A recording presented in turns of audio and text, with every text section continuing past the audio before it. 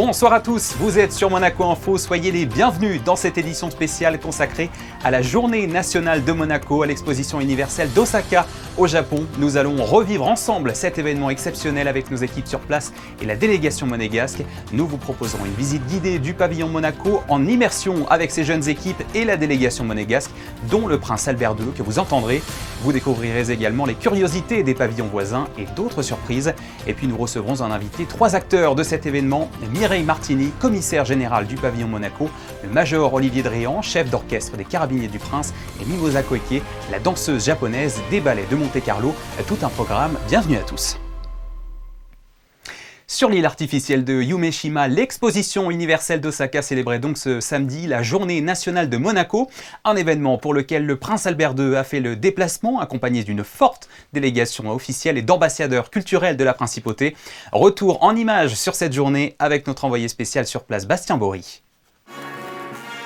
Guidés par les accords d'une musique impériale japonaise, le prince Albert II et la princesse Takamado font leur entrée dans ce pavillon au cœur de l'expo universelle. L'hôte cède alors sa place à l'invité et à son hymne, interprété par l'orchestre des Carabiniers.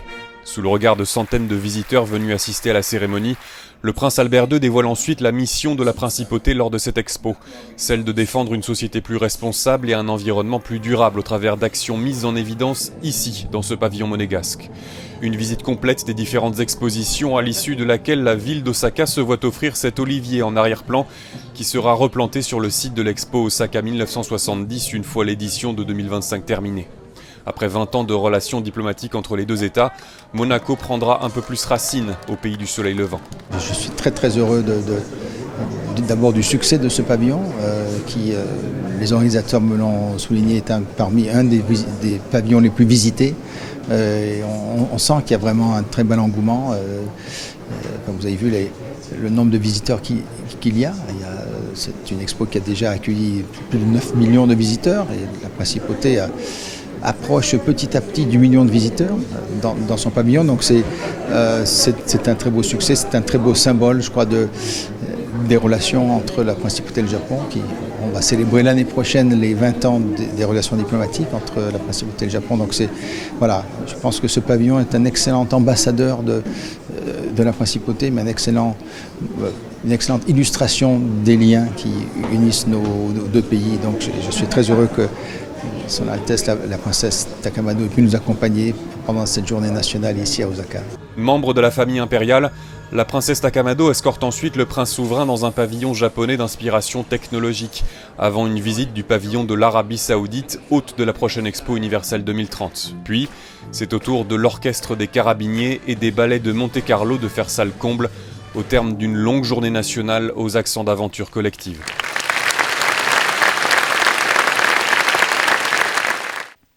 Je vous propose maintenant de nous arrêter sur le pavillon monégasque. D'une superficie de 877 mètres carrés, il est divisé en 7 étapes et animé par 45 personnes.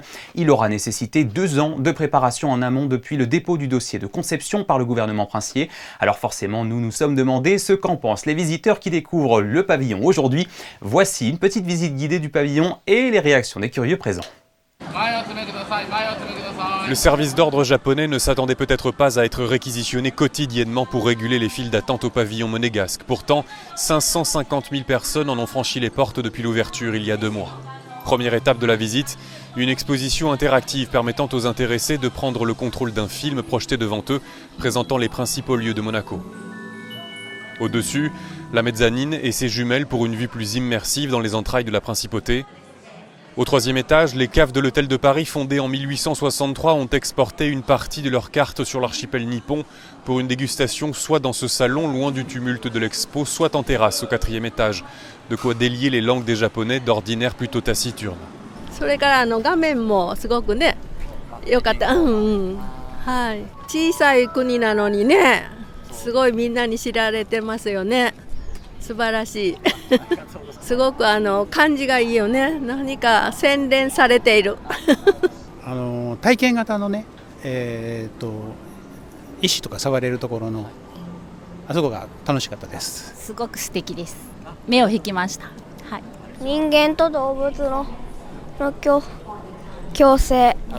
Dernière étape de cette visite éphémère pour un avenir durable, L'étape des luttes aux accents sous-marins sont projetées ici les silhouettes d'une partie des espèces aquatiques recensées par le musée océanographique et qui font l'objet de toute l'attention de la Fondation Prince Albert II. Connaissez-les, aimez-les, protégez-les. Et la personne à la tête de ce pavillon monégasque, c'est bien sûr son commissaire général, Mireille Martini, qui est en duplex avec nous depuis Osaka. Bonsoir. Bonsoir. Merci de nous accorder de votre temps à l'occasion de cette grande journée à l'Expo d'Osaka, la journée nationale de Monaco. D'abord, qu'est-ce qu'elle représente pour vous en tant que commissaire général ? Écoutez, c'est un petit peu l'apothéose de notre présence sur l'exposition universelle. C'est d'abord beaucoup de travail, puisque nous avons une grosse et importante délégation de la principauté qui vient et menée par le souverain. Et ça nous permet d'avoir des échanges avec les autorités japonaises. Et enfin, ça nous permettra de mettre à l'honneur la culture monégasque avec la présence des ballets de Monte-Carlo et de l'Académie Princesse Grace. Et bien évidemment de l'Orchestre des Carabiniers du Prince qui vont nous accompagner tout au long de cette journée. L'expo a ouvert ses portes il y a un peu plus de 2 mois. Est-ce que la fréquentation du pavillon Monaco est un motif de satisfaction pour vous ? Écoutez, oui, on est plutôt satisfait au niveau de la fréquentation du pavillon puisque au jour d'aujourd'hui, il y a à peu près 10 millions de personnes qui ont visité le site de l'expo et nous sommes, nous, de notre côté, à un peu plus de 500 000 visiteurs et 170 000 visiteurs supplémentaires qui, grâce à notre QR code, ont perdurer leur visite de notre pavillon, ce qui prouve leur intérêt.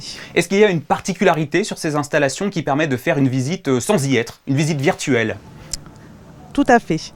On a, grâce à un QR code qui est sur une de nos installations, vous avez la possibilité de visiter le pavillon et vous avez également la possibilité de continuer l'expérience qui est proposée dans un de nos pavillons. Cette expérience virtuelle vous permet d'accéder à différents espaces de la principauté. Et ici sur place, vous pouvez le faire à partir de jumelles numériques. Et avec le QR code, on se rend compte que les visiteurs ont l'envie de continuer à poursuivre leur visite des différents sites de la principauté, puisque je vous dis, on a presque, on n'est pas loin des 200 000 connexions. Y a-t-il un message en particulier que les visiteurs retiennent de notre pavillon ? D'abord, ils sont impressionnés par la structure en elle-même du pavillon, puisque les retours des visiteurs, c'est qu'ils le trouvent extrêmement élégant et très paisible. C'était ce aussi ce qu'on voulait avec la création de notre jardin. Et ils sont très étonnés de voir tout ce que la principauté de Monaco, à travers le gouvernement, à travers surtout les actions du souverain, tout ce que la principauté met en œuvre en matière de protection de l'environnement. Qu'est-ce qui vous rend le plus fier sur ce pavillon en tant que commissaire et sur l'exposition en général, vous qui y avez passé beaucoup de temps ? Alors je vais vous dire que je suis très satisfaite de beaucoup de choses. Non, je suis plutôt fière de voir que le message que l'on voulait faire passer à travers notre pavillon, de savoir porter la voix du souverain et sensibiliser le public à la protection de l'environnement, je vois que ce message est bien passé.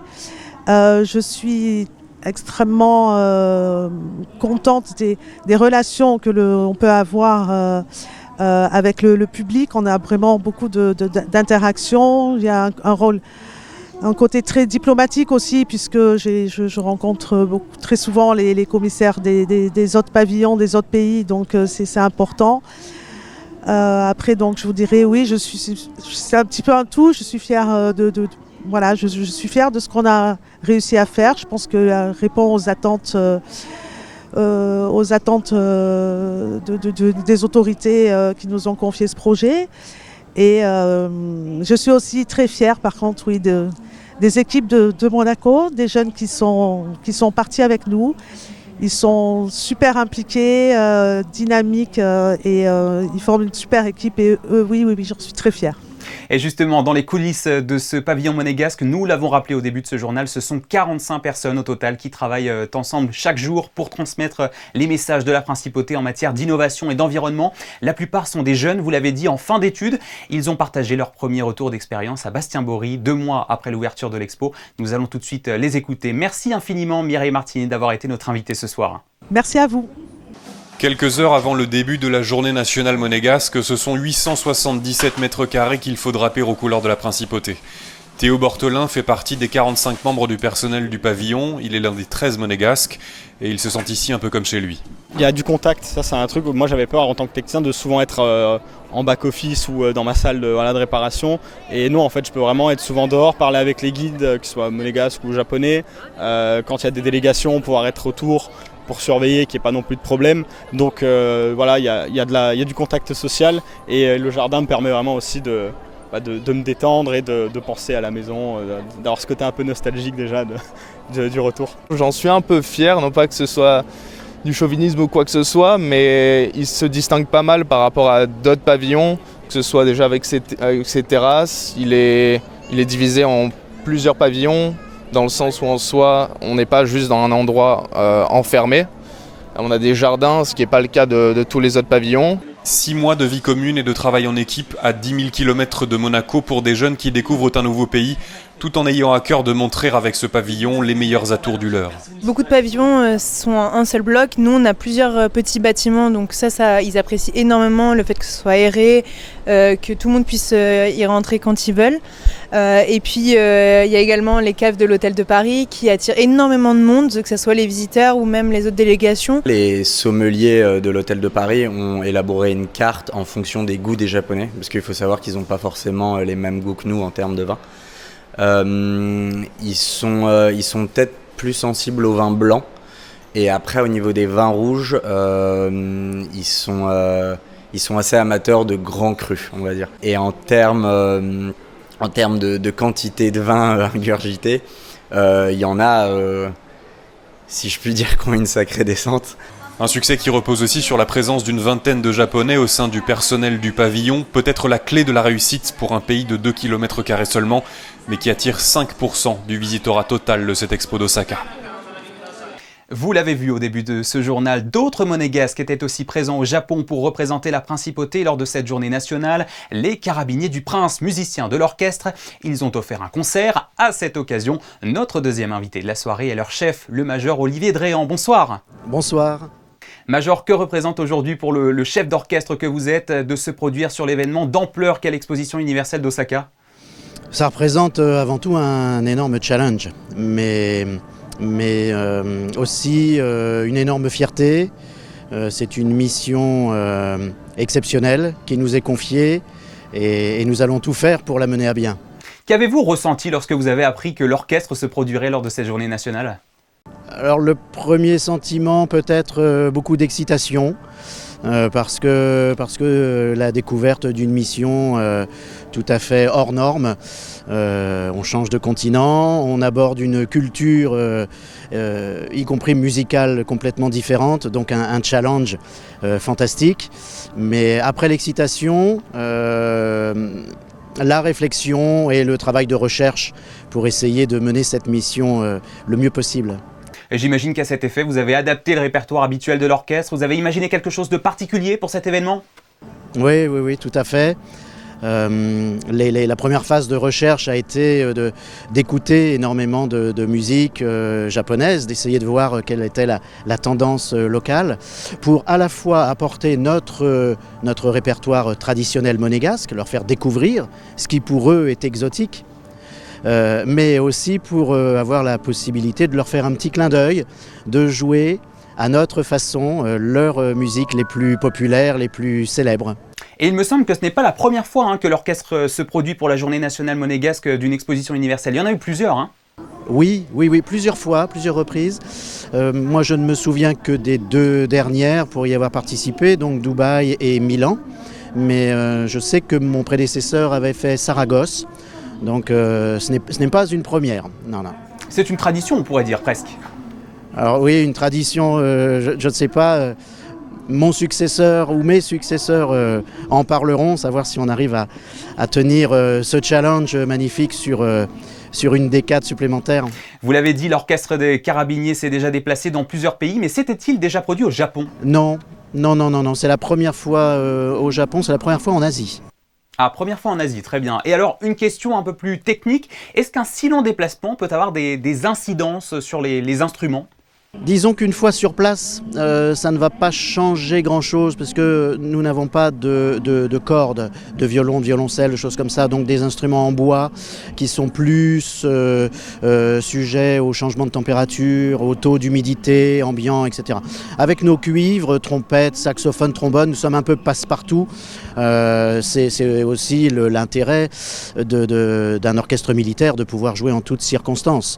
Donc non, la grosse difficulté a été le transfert en avion pour justement faire en sorte que tout soit à l'abri.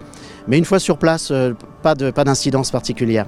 Oui, par contre, on imagine bien le défi logistique. Oui, l'organisation est de taille, 17 heures de vol, 2 avions, donc une possibilité de perdre un peu de matériel ou d'instruments lors des changements, etc., etc. Donc tous les détails sont très importants. En tant que militaire, nous avons, je pense, l'habitude de travailler dans la précision et l'anticipation, mais on n'est jamais à l'abri. Combien de membres constitue l'orchestre à Osaka, Major ? Aujourd'hui, l'orchestre est constitué de 23 membres, donc 22 musiciens plus un chef, et nous sommes au complet à Osaka, pardon. Eh bien, merci beaucoup, Major Olivier Dréan, chef d'orchestre des Carabiniers du Prince, d'avoir été avec nous à l'occasion de votre déplacement à l'Expo d'Osaka. Merci beaucoup. Merci. Près de 10 millions de visiteurs se sont déjà pressés aux portes de cette expo d'Osaka. Parmi les moteurs de ce succès figure non seulement le pavillon Monaco que vous avez découvert tout à l'heure, mais également les pavillons français et saoudiens qui ont su trouver eux aussi leur public par leur originalité et avec elles quelques autres surprises que vous allez découvrir dans ce nouveau reportage de notre correspondant Bastien Bory. Regardez. Depuis la première expo de l'histoire à Londres en 1851, aucune édition n'a dérogé à la règle de mettre la technologie en avant. Et en 2025, les pavillons des pays les plus exposés au changement climatique, dont celui de l'Arabie Saoudite, ici à l'image, ne font pas exception. At the heart of the design of this pavilion, it considered sustainability. We'll be reusing the material of the pavilion, and from the top of the ring, you would see at the top of our pavilion we have the solar panels. They are enough to power 30 small houses. And also by 2030, Saudi Arabia vision is to have 50% of its consumed energy based on renewable energy. Autre son de cloche côté français où l'on tente un pari artistique et une expérience basée sur la stimulation des sens dans un pavillon qui enregistrait déjà 11 milliards de vues dans les médias japonais un mois après le début de l'expo. Vous avez un pavillon qui est très féminin dans son architecture, avec des voiles blancs, avec une espèce d'alliance rose, là, ce fil rouge de l'amour de l'Akai Ito, des formes plutôt très douces, juste à côté d'un pavillon américain qui est très viril, qui a des angles aigus, qui est plutôt dans des tonalités noires, avec des écrans géants. Donc on aime, nous, ces contrastes-là. Pas la même façon de communiquer, pas la même esthétique. Et au-delà de ça, dans la scénographie, je pense que ce qui plaît beaucoup aux gens, c'est le fait de parler au sens et de parler à l'émotion. Parmi les inattendus, l'Ouzbékistan, dont le pavillon démontable a été récompensé par de prestigieux prix d'architecture, des prises de risque saluées par la directrice du bureau de promotion de l'Expo universelle. I think the expo will be a really perfect place to be an experiment on how we can change our future, not only on the Japan side, but there's 158 countries coming together to think about life, and so we can think about together using all our technologies and AI to make our lives better. Avec un objectif de 28 millions de visiteurs d'ici la clôture de l'événement en octobre, Osaka a fort à faire mais demeure optimiste bien que certains pays aient annulé leur participation compte tenu du contexte géopolitique actuel. Tout à l'heure, nous avons vu que les Carabiniers du Prince étaient présents sur l'île artificielle de Yumeshima pour la journée nationale de Monaco. Mais ce ne sont pas les seuls. Les ballets de Monte-Carlo ont également fait le déplacement. Et pour en parler, nous sommes en duplex avec l'une de ces danseuses qui est également originaire du Japon. Bonsoir Mimosa Koike. Bonsoir. Mimosa, pour une danseuse japonaise des ballets de Monte-Carlo, qu'est-ce que ça fait d'être ici à Osaka pour la journée nationale ? Alors vraiment, je suis tellement heureuse d'être ici parce que déjà, d'être japonaise et en plus d'être à Monaco pour 23 ans et de faire ce pont justement avec 2 pays que j'adore, et bah, du coup je suis tellement heureuse d'être là. Bon, Osaka, c'est à peu près à 500 km de votre ville natale. Est-ce qu'au Japon, il y a une atmosphère naturelle qui fait qu'on se sent un peu partout chez soi ? Dès que je me suis atterrie, on va dire à Osaka, quand même, je me suis sentie tout de suite chez moi quand même. Vous êtes ici avec les jeunes de l'Académie Princesse Grace qui font aussi partie du voyage. Vous allez danser avec eux. Est-ce que pour vous, cette intergénérationnalité, c'est une autre passerelle, quelque chose qui vous nourrit ? C'est vrai, cette transmission, du coup, il y a plein de façons différentes de faire le pont. Et je suis aussi très heureuse d'être avec eux et puis de pouvoir aussi communiquer comme ça aussi avec ces élèves. Et puis je sens que ça va être un moment super magique au Japon avec les élèves, avec aussi la pièce de Jean-Christophe bien sûr, de pouvoir être dans ce moment ensemble. Je pense que c'est super important et ça va être magique. Ouais. Et je crois que votre famille est là aussi, hein ? Oui, ma famille va être là. Mes parents, il y a aussi ma cousine, etc. Et mes amis qui vont être là aussi de Tokyo. Donc je serai super heureuse. Oui, moment touchant, on l'imagine. Est-ce que dans votre carrière, vous avez eu souvent l'occasion de danser avec autant de gens autour de vous que vous connaissez ? Parce que quand on danse de l'autre côté de la planète, on n'a pas le même public, à vrai dire. Oui. On a eu la chance de venir en tournée au Japon. Mais c'est vrai que c'est un peu différent parce que du coup, de la compagnie, on n'est que 2. Donc, je suis super excitée de pouvoir être là sur scène. Tout ce on fait, ce chemin qu'on fait pour pouvoir être là, ça va se voir.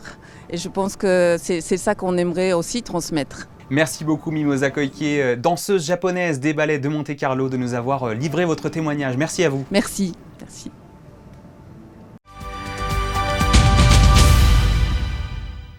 Et avant de refermer ce journal, 3 informations de dernière minute. En football, c'est officiel, l'international français Paul Pogba s'est engagé pour 2 saisons avec l'AS Monaco. Il est arrivé jeudi soir en principauté et a passé avec succès tous les tests médicaux. Le club a officialisé son arrivée dans une vidéo postée ce soir sur ses réseaux sociaux. En Formule 1, cette fois, Charles Leclerc a décroché la 2e place sur la grille de départ du Grand Prix d'Autriche de demain. Il partira juste derrière le Britannique Lando Norris et juste devant l'Australien Oscar Piastri.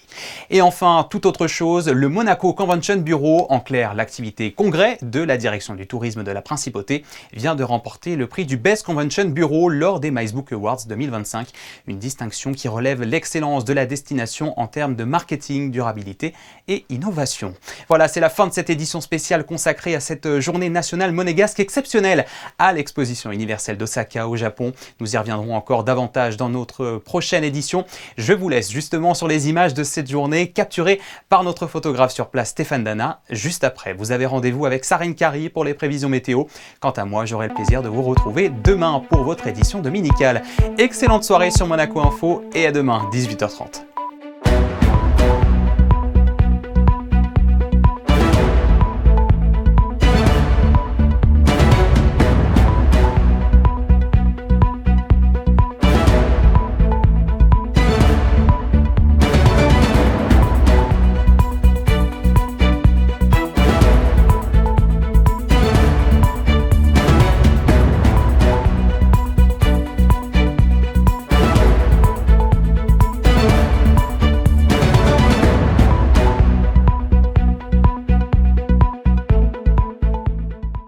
Retrouvez la météo avec Suisse Courtage, votre partenaire de confiance en assurance à Monaco. Protection sur mesure pour particuliers et professionnels. Bonsoir à tous, les Alpes-Maritimes et par extension Monaco sont passés en vigilance orange canicule ce midi. Météo France prévient, la nuit qui arrive s'annonce étouffante avec près de la Méditerranée des températures pouvant dépasser les 26 degrés pour la journée de demain. Le mercure, comme aujourd'hui, atteindra 25 degrés le matin, 31 l'après-midi à l'ombre. Si vous sortez, protégez-vous du soleil et protégez surtout les plus fragiles. Il est encore trop tôt pour déterminer la fin de l'épisode caniculaire qui devrait gagner un peu plus l'Hexagone au fil des heures. Enfin, ce dimanche 29 juin, pensez à souhaiter une bonne fête aux Pierre et aux Paul de votre entourage. Ça devrait leur faire plaisir. Belle soirée avec nous sur Monaco Info. C'était la météo avec Suisse Courtage, votre partenaire de confiance en assurance à Monaco. Protection sur mesure pour particuliers et professionnels.